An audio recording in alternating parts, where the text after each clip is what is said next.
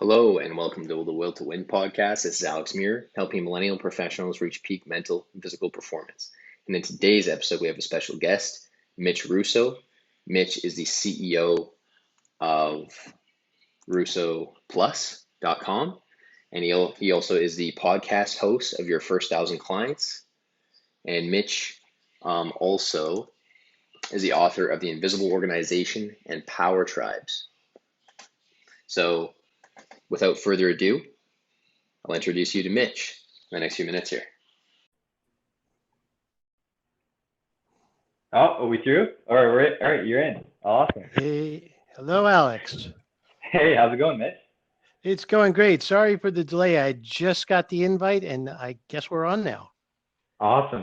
Yeah. So now we're live, we're on the air, and really appreciate you coming on the podcast. Hopefully my sound's okay. I know you mentioned earlier I was echoing a little bit, but no matter. Yeah, it's all about changing up the headset, I guess, eh? Sometimes I use my AirPods or my over-the-ear headphones and stuff, and I get a little bit different sound. So, but eventually over time, I'm probably going to get like a mic, so it's a little bit better. But do you use a mic for your podcast at all? Oh yeah, I have an in-house studio, so I'm all set up. Oh, okay. So Nice. yeah, it's all set. Awesome. Well, really appreciate you having on the podcast, Mitch. I know you're a busy guy, I want to thank you again for having you on, and also want to mention our this episode's brought to you by the radioguestlist.com. It's the #1 free radio guest, podcast, and talk show guest expert interview booking service on the internet, and that's how I was able to find you. Because what this service does is it was from a book that I read actually called Click Millionaires by the author of Scott Fox. Mm-hmm. And he came up with this free service for podcasters and radio announcers, and also for guest experts to come on to shows and stuff. So it's a really awesome service, and it's helped me connect with fellow professionals and people that are experts in their field. So it's a great opportunity to get to know you. And first, that question I had for you there was Tony Robbins. As soon as I saw Tony Robbins, I'm like, oh, I have to get this gentleman on my podcast and know more about kind of how you and Tony got into business together, and how did that all start? Yeah, well, it turns out that one of my very dear friends, Chet Holmes, and I had been connected for many, many years before I knew Tony, and it was really Chet who was able to make the connection with Tony Robbins. And from there, when he and Tony decided to start working together, that's when Chet brought me into the equation. And it was funny because Chet, Tony, and I got on the phone every Thursday night. And of course, Tony's and Chet are on the West Coast. So for me, it was like I'm dialing in at around 11 p.m. and we'd probably go to midnight or 1 a.m. in the morning, and we would just hang out and talk about the potential of what the three of us can contribute together and being in business together. And it was a great conversation. It was always fun, and Tony for me was like one of my real heroes. I mean, Tony's materials had been very impactful on me for many years before I even got to meet him. So you can imagine, after spending practically 6 months negotiating this contract and coming up with a business model, building out the entire 500-person live event in which we were going to kick off this relationship, to finally meet this guy was it was such a astounding moment for me. I'll never forget it. That's amazing. Yeah, because he's helped so many people, especially entrepreneurs or anyone, just kind of reframe their psychology. And I'm like, that's kind of a lot what my brand's about, helping millennial professionals reach peak mental and physical performance. And that's a combination of psychology and physiology. Because without the proper psychology, you're not going to build that body or that physique that you want to build. You got to have both. They're in conjunction with one another. And Tony Robbins really kind of made that really clear to me. And another thing that he mentioned was talking about, like, you don't want to annihilate your body, you want to stimulate your muscles in your body. If you annihilate it, then you're not going to want to go to the gym again, and you're going to want to eat crappy food because you're so drained. But if you just stimulate the muscles and stimulate the body and the mind and regularly, then that's going to put you in a really good position to, have peak mental performance. So that's something I learned from Tony, and it was very impactful for me as well. I think that's completely right. Particularly in these days with the coronavirus and all of us being home, stimulating the body is so powerful and so important. And Tony really does specialize in what I call state changing. I mean, that's one of the things that he does almost immediately. As soon as you enter a live event with Tony, he's going to change your state. And what he's going to do is he's going to teach you how to enhance your state and stay there, which I think is awesome. That's the best part of working with Tony, is that we're all in a great state all the time. And of course, Tony's a genius when it comes to business. He's one of the smartest people I know. Yeah, because when I went to his event, there was an event in Vancouver, because I'm Canadian, and he came to Vancouver, it would have been a year and a bit ago or more. Yeah. And at his event, that's something that he did. Like he would, like he was saying for business, like he's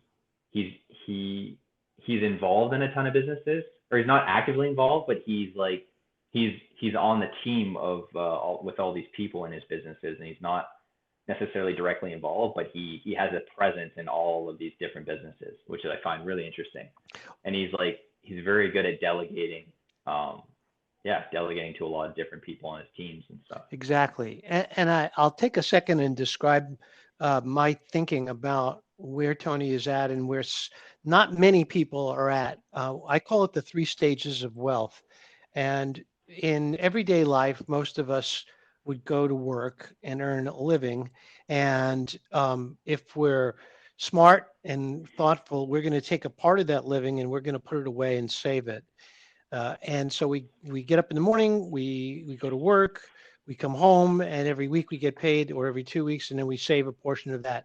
That eventually leads to stage 2 of wealth. And that's where now the money that you've saved, and it could take quite a while, but the money that you saved starts generating enough income to highly contribute to the quality of your life.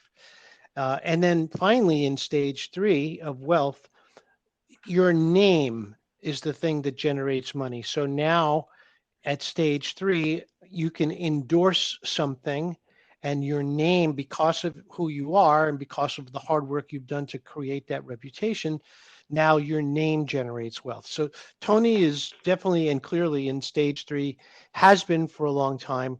And that's how he leverages so many of his roles in different businesses, as you mentioned. Right. Because he's been at that stage for a while, like he's been able to use his name because He's worked with so many different people in so many different industries. So yep. Yeah, that's really cool. I like that 3 stages of wealth. Yeah, that makes a lot of sense. And for someone that's coming right out of the gate, because I know you're also like a business coach, right? Yes. To help your clients like startups or different stages of their business. Mm-hmm. Someone that's coming right out of the gate, I don't know, let's just say they're running an online business. What advice would you recommend for someone that's slowly building their brand? They have a good professional digital online presence on their blog, let's say on their YouTube channel, and they have their own podcast. What advice would you give them if they want to really build their name and their brand over a long period of time? As long as they have that long-term vision, what would be your beginning steps? Sure. So like I'm going to give you both the defensive and the offensive, because the most important thing is to protect what you have. And then secondarily, you want to go and build that rapidly. So offensively, you should keep your lifestyle as modest as possible. I know it is hard to do that, particularly when maybe you've been struggling for a long time and all of a sudden you start making great money, and there's that BMW that you've always wanted, or whatever it may be. The idea is to build wealth as powerfully and quickly as possible by trying to keep as much of it in savings as you possibly can.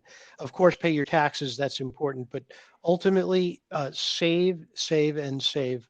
Particularly if you're a millennial, now is the time, because later in life it's Yeah, going to be yeah, harder once you start building expenses. yeah, Offensively, what I would tell you to do is, no matter how hard you're working, you have to set time aside to be visible and build content. And it depends on how you choose to do it, but it doesn't matter in a sense.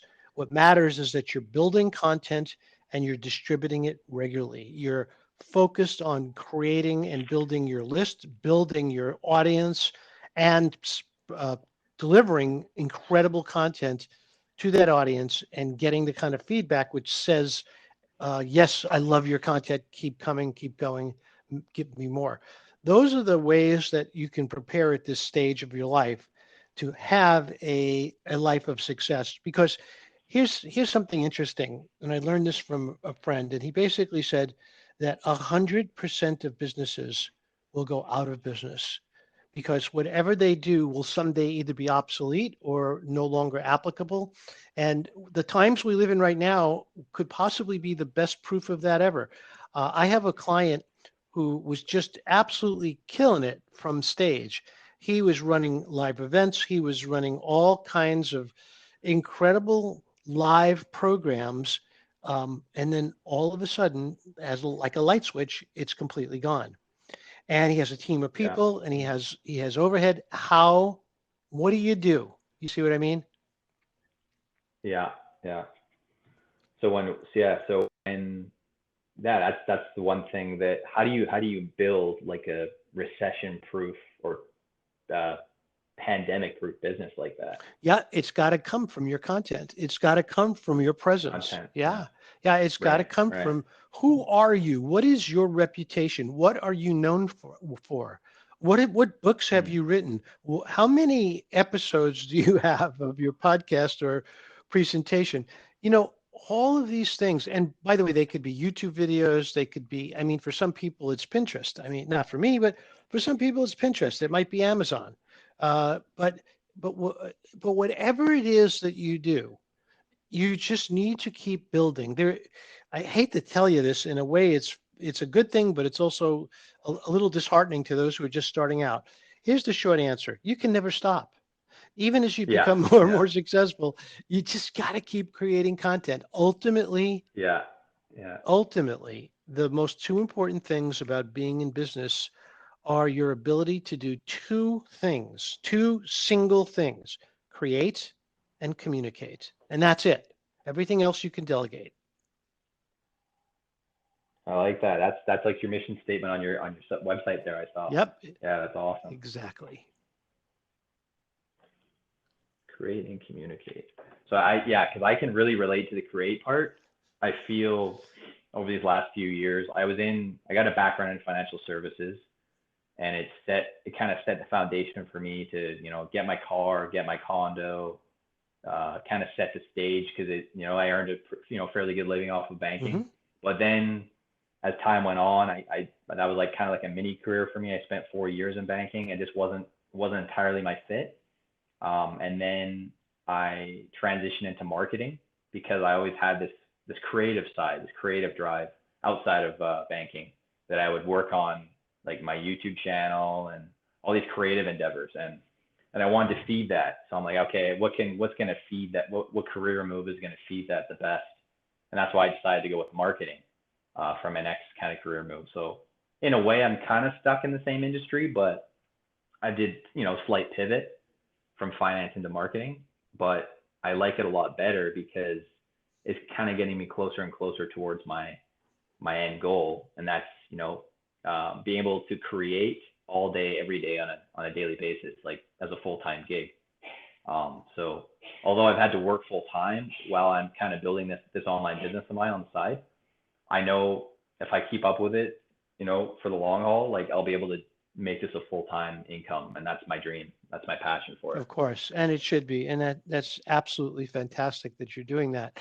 And I just want to point out, though, because a lot of people now, I don't know if you know, digitalmarketer.com has this thing going on now where you can sign up for free and learn marketing skills, and they usually charge for that service. But because of the virus and the outbreak and the pandemic, et cetera, now people can go there free. And this is not a commercial for them. I'm just letting you know that. But um, Oh, uh, wow. That's good to yeah, know. and here's the thing. You should get marketing skills no matter what you do. Marketing skills are kind of like the basics. When I was coming up through the ranks, back then it was software skills. So if you didn't have software skills, then you weren't really able to participate in what I call the global uprising of the economy. So I became a programmer and I learned how to program. And later I built a software company. Turned out that my knowledge of programming never got put to use as a programmer, but became very valuable to me in understanding what was going on and the economics of my company. So it was so important back then to do that. Today, marketing holds that same realm. Today, you could buy great software engineers for $10 to $15 an hour, and I'm sure you know that. You can hire them, Yeah. right off of so many different services. So ideally, you want to now take advantage of what's going on with marketing. Get your marketing chops really tight, and then build Hmm. upon that. Because marketing by itself will never, well, not never, but it's not likely. There's so many people doing it. It's not likely to make you a living. But if you don't know how to create a funnel, if you don't know how to build a podcast, if you don't know how to set up a website and create content, then you might as well be blind. Yeah. Yeah. I know, because those are all the things, like, from what I can see in my research and reading these books. That's what all the successful people are doing. And like they say, like Tony Robbins said, success leaves clues, Yeah. right? And like it's all about building that, like you said, that presence. And whether that, like, hopefully most people have a digital presence online, because that's where things are going. And because we're living in this virtual digital world, the more I can really build that up, I know over time I'll definitely meet some people that can help me build up my audience as well. Yep. And that's what's going to happen. And then your audience is going to lead you to find, like, if you're new and if you have not yet created what your superpower is, or haven't discovered, I should say, what your superpower is, it's going to Yeah. lead you to do Yeah. that. And then it will also give you a platform to describe it and tell people about it, which, as I said, for me has been my show, my podcast, Your First 1,000 Clients, where I literally bring people on, everyone from Seth Godin to Michael Gerber, the author of the E-Myth. I mean, I've had people on there who probably wouldn't give me time of day otherwise, but Yeah. now Yeah. spend an hour with me. And that hour is me extracting their wisdom for the benefit of my listeners. But I got to tell you a secret. It has almost nothing to do with that. That hour is building a relationship with an incredible Yeah. individual who is an influence in this world, who now, in many times, not every time, but in many cases, I can call a friend. So, I became friends with people like, I don't know if you probably never heard of some of these people. Millennials don't usually, keep track of stuff like this, but like Jeff Hazlett, he's the founder of the C-Suite Network. I had him on my show. I didn't know him at all. Had him on my show. By the end of the show, he said, Mitch, I will fly to Florida on my jet for free to attend your mastermind if you invite me. I mean, think about it. That Wow. came from a podcast. So, Alex, why wouldn't you Yeah. do, listeners, why wouldn't you do this? It's crazy. Yeah. Yeah. This is why I feel I'm so drawn to building up this podcast, because I want to build those relationships with people that they're at the top of their game in their field and what they're doing, and they're crazy passionate about it. And because they're so crazy and passionate about it, they want to share that knowledge with other people. And I want to glean on those gems of wisdom. That's what I'm Of interested course. in. Because like my thing is, every time I meet someone else and I interact with a new person, I always gain some sort of value from our interaction. There's always something that they say that I'm like, you know what? I didn't think about things that way. And that's what I'm after, is that newfound perspective, that makes me think about things a little bit differently each time I Of talk to course. people. And that's fantastic. The other thing I would say as a tip to anybody listening here is, once you get established, once you finally figure out what it is your superpower is, once you can create a transformation in others using the thing that you created, whether it's intellectual property, whether it's software, whether it's a process, could even be a meditation system. Once you learn how to do that, once you can cause a transformation in others, then your true wealth will come from teaching others to do it too. Do you understand what I mean? That's right. Yeah, no, I know what you mean. So once I find my purpose, my true calling, or my superpower, and then I share it with others and teach it to them, then that's really when I'll build myself up and be able to turn this into a full-time income Exactly. and Exactly. And lifestyle. if you do it smartly and correctly, you can actually get a piece of everything those people bill or charge for the services you taught them to deliver. And you don't have to pay them a salary. You don't, in this world, that's a thing of the past. They don't have to be a consultant or an independent contractor. All you have to do is build an agreement with them, and you could do that through reading my book Power Tribes. All you have to do is figure out how to engage them, get them to pay you for the privilege of both reselling your products and services along with theirs. That's the key to building power. Right, right. And I was actually listening to a podcast the other day, and I actually just checked, and you were on John Lee Dumas's Entrepreneurs on Fire Exactly. podcast. Yeah. I Yeah. just saw that too. That's awesome. Yeah. So he had a digital marketer on, Nick Mm-hmm. Unsworth, and this is what inspired me to really get in touch with yourself and a lot of other professionals. Is Nick Unsworth basically did a live webinar on Facebook because his thing was he wanted to learn Facebook advertising, and he was fresh out of the gate, brand new, no one knew who he was. And because he got a fairly big name on his live webinar, and again, he was promoting his guest, he was promoting this other gentleman, I forget the person's name, but because he was basically, helping, them advertise their brand more, and he had a big name on, he was able to lift up his influence and his social proof through doing that live webinar. And as soon as he did that live webinar, he got so much opportunity from that experience.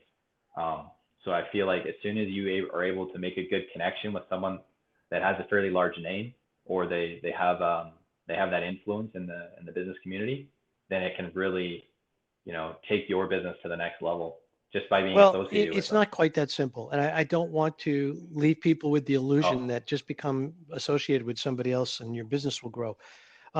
My advice is that if there's somebody who you admire and you get the chance to interview them, remember that person's probably doing 5 interviews a week, some cases 5 interviews a day, and they're not going to yeah, remember yeah, you beyond tomorrow. So the most important thing to do is to build that relationship.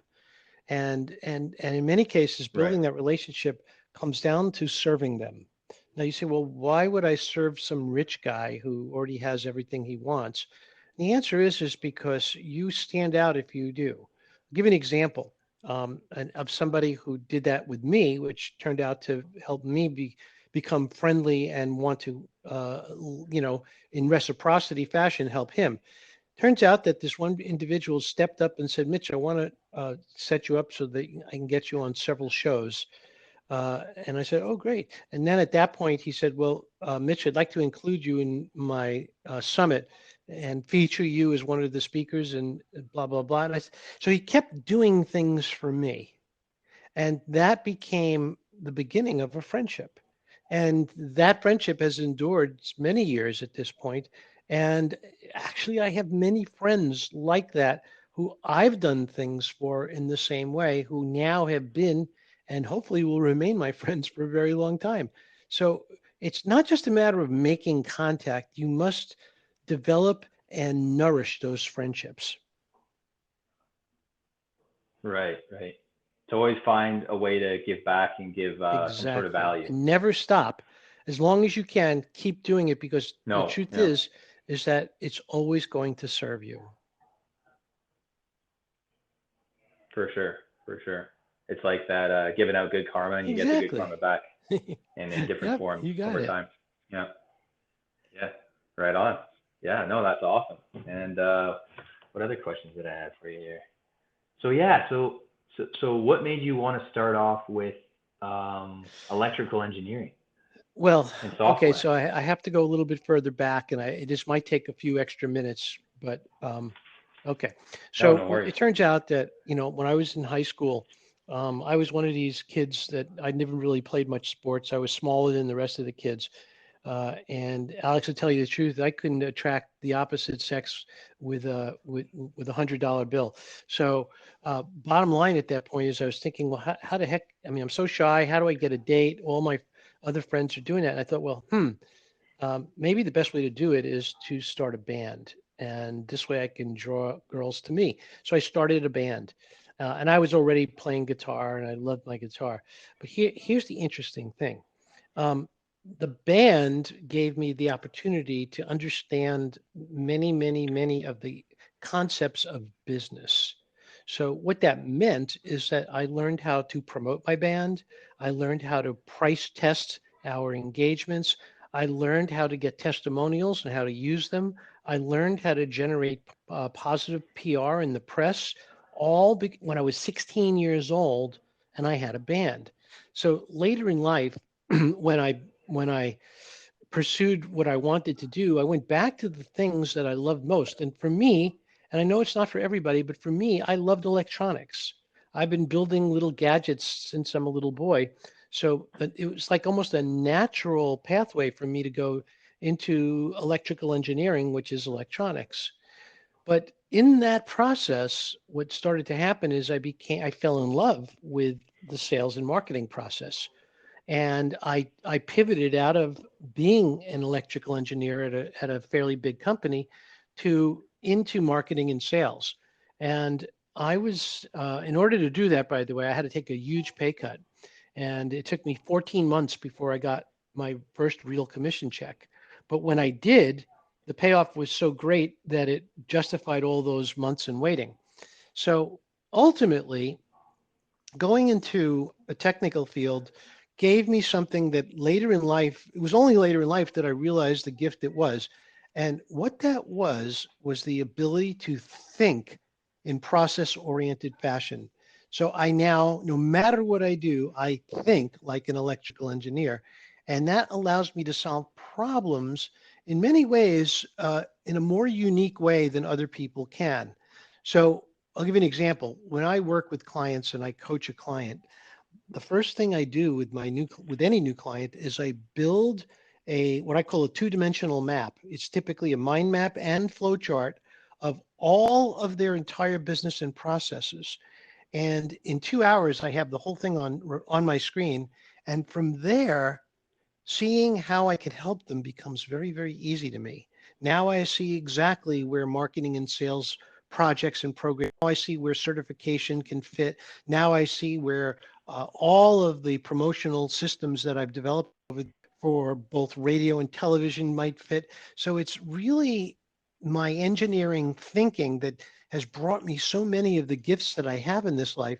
And yet to this day, I couldn't possibly get a job as an electrical engineer or a programmer for that matter. But those skills were invaluable to me. I really like how you said you think in process oriented fashion, because I don't really know how to describe my thinking, but I can say that over time I've learned to think in a process oriented fashion, because that's what life is. It's a process. It's incremental Yes, progression, exactly. right? And ever since I've changed, the way I used to think was I used to think, oh, I need to solve a big problem, or I need to achieve a big lofty goal that's so unrealistic, but once I achieve it, it'll give me Right. this adrenaline rush. But I was kind of, my thinking was kind of like, over time I just realized that thinking didn't really work, because what it did was it would cause a huge adrenaline rush and huge excitement, and then I would leave feeling very disappointed if I didn't achieve that goal. So rather than have that big, I still have those big lofty goals that I set out for myself, but I break them down into tiny micro goal chunks. Yeah, makes a Does that lot make of sense? sense, and that's very smart. And again, you have developed that through maturity. So again, important point to keep in mind here. nobody is born with maturity. Maturity you acquire. It's something that happens as you get experience. And let me rephrase that. It's something that happens as you navigate the little failures throughout your life. Sometimes big failures throughout your life. I mean, failures are what teaches us exactly how to succeed. I have never met anybody, unless they were born into a very, very wealthy family, that did not learn from failures. Even those who were will tell you some of the things they've done were failures. But most of what people seem to forget is that failures are integral into success. You can't succeed until you learn to fail. Even FedEx, the delivery service, it didn't start out delivering packages. Their entire Fred Smith, who's the founder of FedEx, his entire idea was to transport checks in planes and process them between cities, so that instead of used to take 8 days for a check to clear, now it clears in one day because it's electronic. But back then, the idea of clearing a check in less than 8 days was revolutionary. So he decided that he would write his master's thesis on building a network with hubs to put these checks on planes, load up the equipment that they need to clear them, and then when they land, deliver them to the banks. He got a C on his master's thesis. Do you know why, Alex? He got a C because No. he didn't think about the fact that the equipment and the paper were too heavy to fly.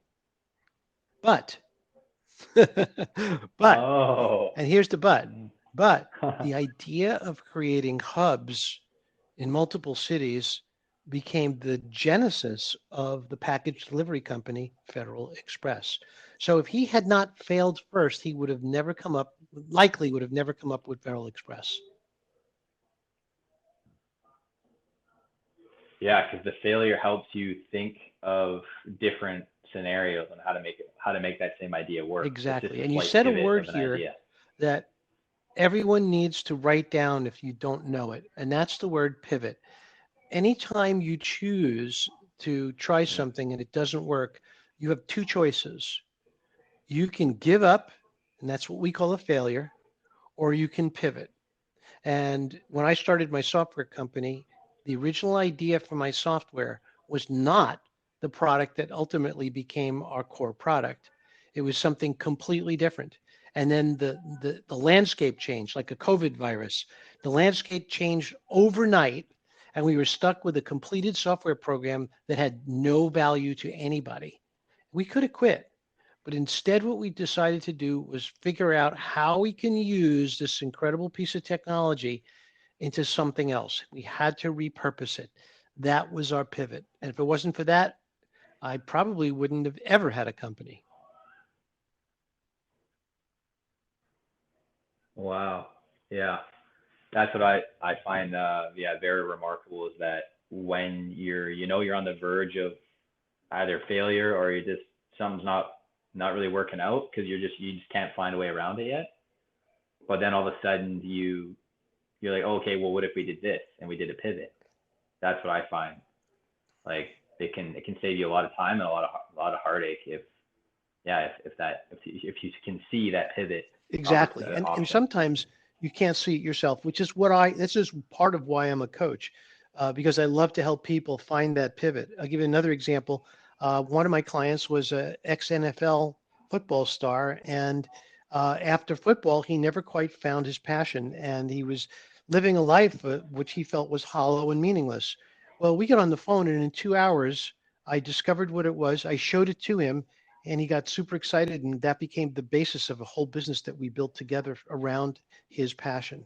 That took 2 hours. And why? It's not because I'm so smart or so good at this, although I am. It's actually because I am someone outside of his life and can see things more clearly than him. So you don't have to always have a coach to do this, but you do need another person in many cases. Yeah. And for myself, like, yes, I go through phases where I'm not seeing things very clearly, and I definitely need a third party or a coach or a mentor to help give me some advice on that, because they're going to see things in a completely different way than myself. So I always like to find mentors or advisors as much as I can, especially when I'm Yep. like stuck on something. because like with build, like, as you know, with building something, you know, like your online presence and stuff like that, it's a lot of learning. It's and because it wasn't my like my background's is in finance, is not in marketing and stuff. So it's a lot of learning, but because it's what I want to do, I know it'll take some time, but eventually, you You know, sure you do. figure it out And over time. ultimately, if you keep at something long enough and you continuously try different things in different ways and you pivot, then most people eventually find their way. I mean, it could even be during phases of your life. If you think about it, I built a software company. I sold it for a lot of money, and I was only 44 years old by the time the whole thing completely was done. Well, do you think you can retire at 44 years old? I don't care how rich you are. You'll go out of your mind trying to retire at 44. And on top of that, I was a new dad and I had Yeah. a little girl, and I knew we couldn't travel the world, we couldn't get on planes, we couldn't go to fancy resorts because we had a baby. So this baby needed to be raised and go to school. Well, guess what? Hmm. My next 20 years were going to be that of a dad. Of course, I love that role, but I couldn't retire. I can't sit home. For heaven's sakes, that's why firearms are not allowed in my house. I would have killed myself. That, I mean, for heaven's sakes, this is so Yeah. important. It's so important to understand that just because you reach your goal doesn't mean you shouldn't have new goals in place. You have to, no matter how big your goal is. Yeah. Yeah. Yeah, no, I completely agree. Because like human beings, Yep, we're meant to grow, continuously grow, and whether that's when we reach a goal or not, like the second that we reach a goal, everyone's been through it. You go through a bit of complacency, but then but then you got sometimes you need some advice, and you're like, same as someone saying to you, Alex, no, like you that's just right. achieved this, but what's next? What's next? Like There has to be. there's always the what's next, because we're meant to create and to grow and to change And that also things up applies or to the pivot. things that you and your listeners sell, Alex. Never sell anything unless you know exactly what the next product they should buy will be, and it should come from you.